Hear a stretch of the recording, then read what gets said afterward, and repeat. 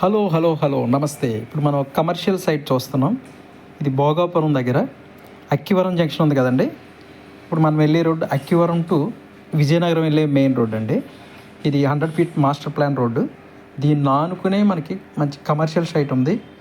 ఉడా site loan కూడా వస్తుందండి. చూసారు కదా, 100 ఫీట్ రోడ్డు. ప్రహారీలు కూడా చాలా లాంగ్లో కట్టారు.